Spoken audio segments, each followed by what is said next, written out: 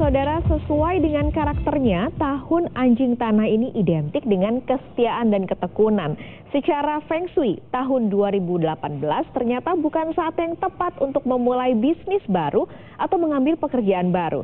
Nah, bagaimana peruntungan bisnis dan karir di tahun anjing tanah? Berikut perbincangan jurnalis Kompas TV, My Sister Tarigan dengan ahli Feng Shui, Jenny Kumaladewi.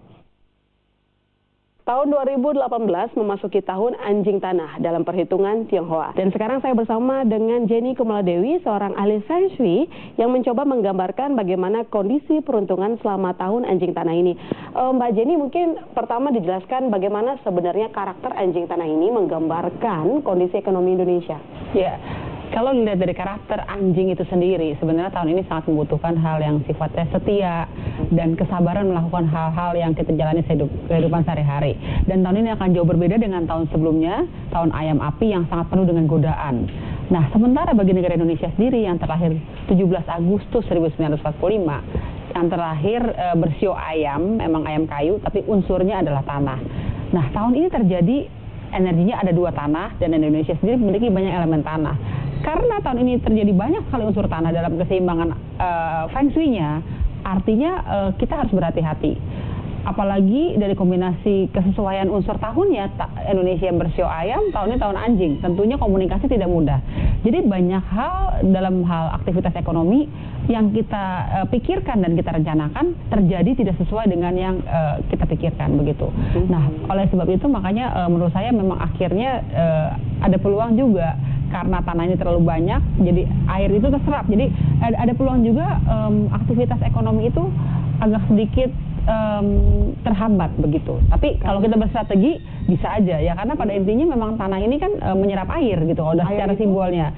Air itu ya sifatnya sesuatu yang bergerak, seperti peredaran uang, mobilitas orang, transportasi itu adalah air gitu sebenarnya. Kalau di tahun anjing ini, usaha apa yang kira-kira akan lancar, sukses dijalankan, atau mungkin yang buruk gitu nanti? Iya, hasilnya. Kalau secara Feng Shui tahun ini kan tadi saya bilang dengan gambaran dua energi tanah, maka unsur yang cukup seimbang adalah logam. Logam itu dalam unsur Feng Shui bisa mencakup logam itu teknologi, IT, e-commerce, lalu entertain atau manufacture dan telekomunikasi. Jadi itu bidang yang cukup bersinar. Selain itu adalah kayu. Kayu adalah hal-hal yang sifatnya pemikiran. Tahun ini sangat butuh konsultan, kreasi, seni atau juga fashion, interior, desainer, itu kayu cukup berpeluang baik ya. Jadi memang dua bidang itu, logam dan kayu, cukup seimbang di tahun anjing tanah ini. Jadi pada intinya yang tadi saya bilang tidak bergerak atau stagnan gitu ya. Itu adalah yang berhubungan dengan air. Nah, saya juga takut air itu sebenarnya yang akan terpengaruh dalam kehidupan global secara umum adalah simbol air, minyak. Semoga harga minyak tidak terjadi harga yang sangat fluktuatif. Jadi tiba-tiba naik tinggi, tiba-tiba turun. Nah, itu kan tidak stabil, itu kan mempengaruhi juga aktivitas ekonomi tentunya ya. Nah, lalu juga selain minyak, saya bisa katakan peredaran uang. Jadi strategi-strategi pengambilan keputusan dalam kebijakan ekonomi itu sebaiknya harus berhati-hati begitu, karena air cenderung. Berarti itu perbankan berarti ya di bagian peredaran uang? Perbankan, ya jenis usaha. Saya sih nggak bilang perbankan jelek gitu ya, tapi kalau perbankan itu bisa berstrategi, apalagi dia bergabung dengan bidang lainnya akan lebih baik. Tapi memang perbankan harus sangat-sangat membutuhkan planning atau financial planning yang matang begitu ya. Gitu. Apakah tahun ini sangat berisiko tidak sih kalau misalnya buka usaha baru gitu? Tahun anjing memang bukan tahun yang untuk mencoba-coba sebenarnya. Jadi anjing itu kan tidak pernah beralih ke majikan yang lain gitu. Jadi memang tahun anjing adalah tahun kesetiaan. Kalau saya sarankan sebaiknya tetap setia pada apa yang kita lakukan, terutama di tahun sebelumnya. Kita setia pada hal-hal yang sudah terjadi dan tidak memulai hal-hal yang baru gitu. Tahun anjing tanah ini, bagi para pelaku bisnis, apa saja yang perlu mereka sangat waspada gitu, sehingga nanti bisnis mereka mungkin tetap jalan, nggak stagnan atau justru merugi gitu. Ya, jadi bagi para pelaku bisnis, pesan saya tahun ini kan tahun anjing. Kita semua sangat membutuhkan ketekunan, kesetiaan, menjaga kualitas. Jadi ini adalah buktikan kualitas kerja bisnis, meskipun memang agak berat ya, karena kualitas yang kita pertahankan dengan hasilnya kita peroleh sangat lama gitu, belum nggak secepat itu ya.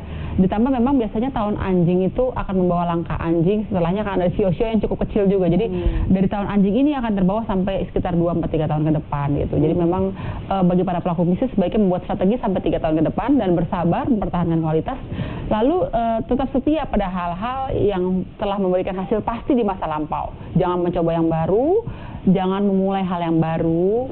Kalau hanya sekedar mengembangkan, boleh, asal pengembangannya itu tidak terlalu berambisi. Jadi tahun ini yang perlu dikendalikan adalah menahan ambisi bisnis begitu. Oke, nah dari bidang usaha kita mau bahas soal profesi. Untuk tahun anjing tanah, profesi apa yang kira-kira paling melejit nanti karirnya? Profesi semua sama ya sebenarnya, yang tadi saya bilang yang cukup seimbang adalah logam. Jadi logam tadi bisa mungkin yang kita lihat dari zaman sekarang ini adalah teknologi IT dan e-commerce.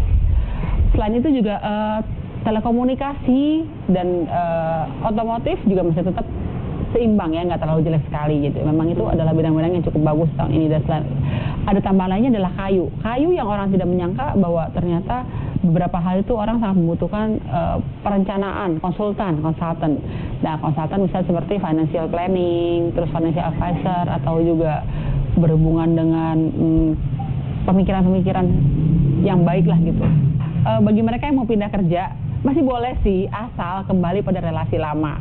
Kalau ada tawaran dari perusahaan lama yang kita pernah bekerja beberapa tahun yang lalu, atau bos lama yang menawarkan, dan kita pernah bekerja sama baik dengan orang tersebut, ya boleh. Tapi kalau kita memulai hal yang baru, bekerja di perusahaan baru, bidangnya baru, bosnya baru, itu saya tidak menyarankan, karena ada peluang juga kelihatannya sangat berat juga begitu. Berat di bagian relasi sama bos baru atau sama kerjaan? Berat berkomunikasi dan berekspresi gitu. Jadi apa yang kita pikirkan tidak mudah terlaksana. Ekspektasi tidak terlaksana. Iya. Sementara kalau kita kembali pada bos yang lama, mereka kan sudah mengetahui kinerja kita. Sudah pernah bekerja meskipun ada perubahan-perubahan, tapi kan atau bidang yang pernah kita geluti sebelumnya, ya kita sudah pernah mengalami pengalaman-pengalaman yang bisa jadi langkah gitu. Oke. Investasi apa yang kira-kira akan memberikan keuntungan sangat besar untuk tahun ini? Sebenarnya saya bilang tadi kan, investasi tahun anjing adalah investasi yang membutuhkan waktu, tidak cepat. Jadi investasi pastinya bukan dalam waktu cepat. Jadi saham pun juga menurut saya ya bisa dilihat juga sih kurang ya, maksud saya ya. Yang cukup baik ya mungkin logam. Saya nggak tahu apakah logam mulia bisa, atau berhubungan dengan tadi kan kita bisa lihat kalau bisnis e-commerce ya. Tapi investasi mungkin logam dan tanah masih oke, tapi bukan hal yang hasilnya cepat sekarang tahun ini juga beri hasil, enggak. Mbak Jen, kalau mau sukses secara finansial, kira-kira itu apa yang harus diperhatikan di tahun anjing ini?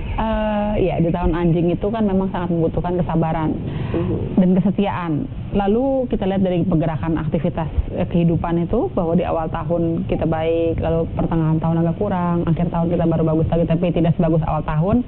Sebenarnya kita harus bisa mengatur keuangan. Itulah sebabnya kenapa saya bilang tadi, pengaturan keuangan oleh seorang ahlinya seperti financial planning atau konsultan itu sangat penting. Nah, pada intinya tahun ini kalau kita mau bisa mengatasi tahun anjing tanah, yang dimana juga ada banyak orang keluar duit gara-gara masalah-masalah keluarga, masalah-masalah yang ya membuat pusing itu, kita harus bisa mengatur.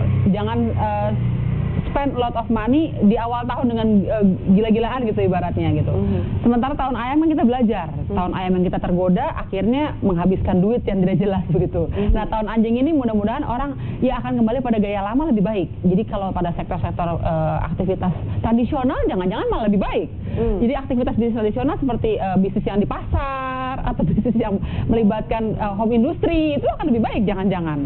Karena saatnya adalah tahun-tahun yang kembali ke zaman-zaman lama ya, aktivitas sederhana itu gitu loh. Jadi sama dipadu dengan hal-hal yang zaman sekarang, mungkin yang logam yang tadi baik ya begitu. Yang paling kita perhatikan adalah menganalisa setiap hal uang yang mau keluar. Penggunaan uang harus dibuat perencanaan dan detail, itu intinya. Intinya bersabar dan tidak coba-coba hal yang baru. Terima kasih Mbak Jenny atas waktunya. Ya.